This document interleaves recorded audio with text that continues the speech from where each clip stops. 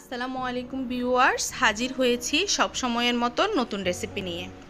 আজকে আপনাদের সাথে শেয়ার করব কচুরমুখী দিয়ে ইলিশ মাছের রেসিপি। খুবই সহজে ঝটপট তৈরি করে নিলাম মজাদার এই রেসিপিটা। চলুন তাহলে দেখা যাক খুব সহজে কচুরমুখী দিয়ে ইলিশ মাছের রেসিপি। প্রথমে নিয়েছি দুইটা ইলিশ মাছ, মাঝারি সাইজের দুইটা ইলিশ মাছ নিয়েছি। এখন এগুলোকে কেটে ধুয়ে ভালোভাবে পরিষ্কার করে নিব। অপর দিকে নিয়েছি কচুরমুখী, এখানে কচুরমুখীগুলো ছিলে নিয়েছি। এখন এগুলোকে ছোট করে পিস করব, মাঝখানে একটা করে ফালা করলে হবে। অপর দিকে চলে গেলাম চুলায় দিয়ে দিলাম একটা পাতিলে বেশ কিছু পরিমাণ তেল দিয়ে দিলাম পেঁয়াজ কুচি প্রায় 3টা। এরপর তেল গরম হয়ে আসলে পেঁয়াজ কুচিগুলো দিয়ে দিলাম। এরপর দিয়ে দিব লবণ 1 চা চামচ, জিরার গুঁড়া 1 চা চামচ, হলুদ গুঁড়া 1 চা চামচ, মরিচের গুঁড়া 1 চা চামচ, আর দিয়ে দিব একটু পানি দিয়ে ভালোভাবে কষিয়ে নিব। এরপর দিয়ে দিব আদা রসুনের বাটা দিয়ে আবারও একটু নেড়েচেড়ে ভালোভাবে মশলাগুলো কষিয়ে নিব। তেল উপরে উঠে আসছে, মশলাগুলো কষানো হয়ে গেছে ভালোভাবে। এখন এই পর্যায়ে দিয়ে দিব ইলিশ মাছ। সবগুলা ইলিশ মাছ একসাথে দিয়ে ঠিক এভাবে হালকা একটু নেড়ে চেড়ে দিয়ে দিলাম।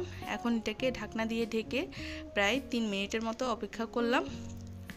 এরপর একটু পানি দিয়ে দিব, 1 কাপ পরিমাণ পানি দিয়ে একটু নেড়ে চেড়ে মাছগুলোকে কষিয়ে নিব। এই পানিতে কষিয়ে নিব প্রায় 3 মিনিটের মতো ঢাকনা দিয়ে কষিয়ে নিলাম। এখন মাছগুলো তুলে নিব। আপনারা চাইলে ইলিশ মাছগুলো ভাজা করেও রান্না করতে পারেন কচুরমুখী দিয়ে। আমি ভাজা করে রান্না করব না, কারণ এটা ফ্রেশ ইলিশ মাছ, যার কারণে ভালো একটা ফ্লেভার পাচ্ছি। চাইলেই ভাজা করেও রান্না করা যায়। সবগুলো ইলিশ মাছ উঠিয়ে নিলাম। এখন দিয়ে দিব কচুরমুখী দিয়ে ভালোভাবে মশলাগুলোর সাথে ঝোলের সাথে মিশিয়ে নিচ্ছি। এরপর ঢাকনা দিয়ে ঢেকে সিদ্ধ হওয়া পর্যন্ত অপেক্ষা করব। প্রায় এখানে 4 মিনিট পরে এসে আবারও একটু নেড়ে চেড়ে দিলাম। নেড়ে চেড়ে আবারও 3 মিনিটের মতো অপেক্ষা করলাম। কচুরমুখীগুলা ঝোলটা প্রায় টেনে গেছে। এখন এই পর্যায়ে দিয়ে দিব ইলিশ মাছগুলা। তুলে রাখা ইলিশ মাছ দেওয়ার পর দিয়ে দিব পানি। এখানে প্রায় 1 কাপের বেশি 1.5 কাপ পরিমাণ পানি দিয়ে দিলাম। এরপর দিয়ে দিব টমেটো একটা।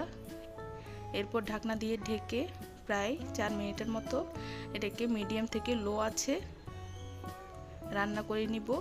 সেই সাথে ঝোলটা ঘন হয়ে আসলে তারপর নামিয়ে পরিবেশন করে দেখাবো।